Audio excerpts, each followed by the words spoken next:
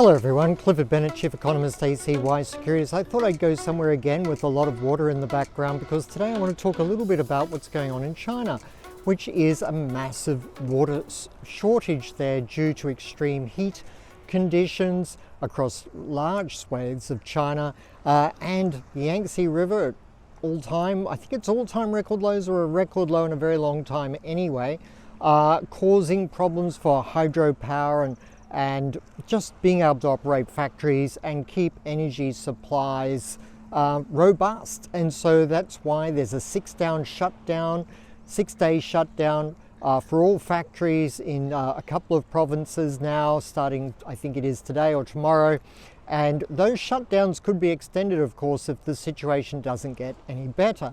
My point about all this is not so much about China. It's dealing, we've seen Texas go without power when they had a severe weather event.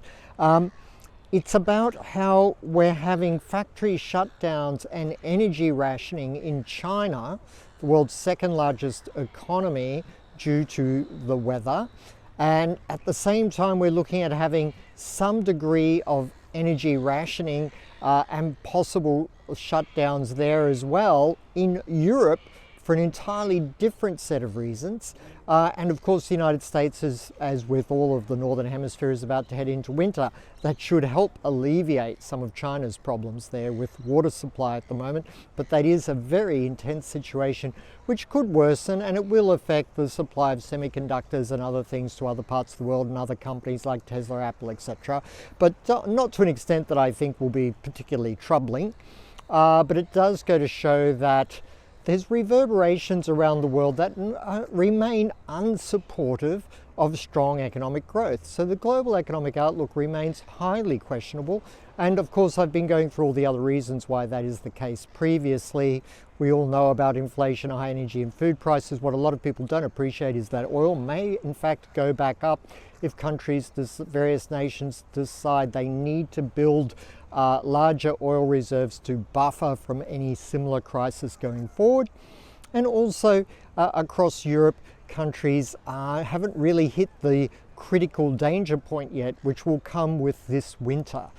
Germany's already decreed some energy rationing in the form of maximum heating temperatures for office buildings going through all of winter, but we can expect further restrictions such as that. Meantime, in Australia, we saw the employment data today. Everyone's raving about, unemployment went down to 3.4%. But the fact is that 20,000 jobs were lost.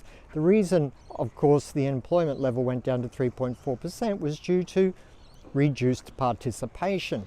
Now, the overall impact of all of COVID has been there are fewer workers in Australia to do the jobs that are available, and hence the unemployment rate has gone down. I've been saying for some time it is not an indicator of a strong economy, it's an indicator of fewer workers being here, and therefore everyone can get a job. I mean, at the moment, apparently I saw a story the other day, if you wanted to get a job as a dishwasher or a working on the floor staff in hospitality, which are great jobs. I mean, I couldn't do them. Hats off to those people. And now they're getting a little bit of a fillip because there's $5,000 sign-ons for those sorts of jobs going at the moment. So go those people. I mean, if you're a European backpacker in Australia at the moment, there's never been a better situation for a higher income. And also, of course, for Australians. And that's why the unemployment rate is so low. But we do not have a strong economy, and I've been saying that for some time, because we've seen 20,000 jobs lost today, and there's going to be much more of that. The leading economic indicators out of the Westpac Melbourne Institute, very poor indeed. 4 months running of sharp declines, sharp contraction.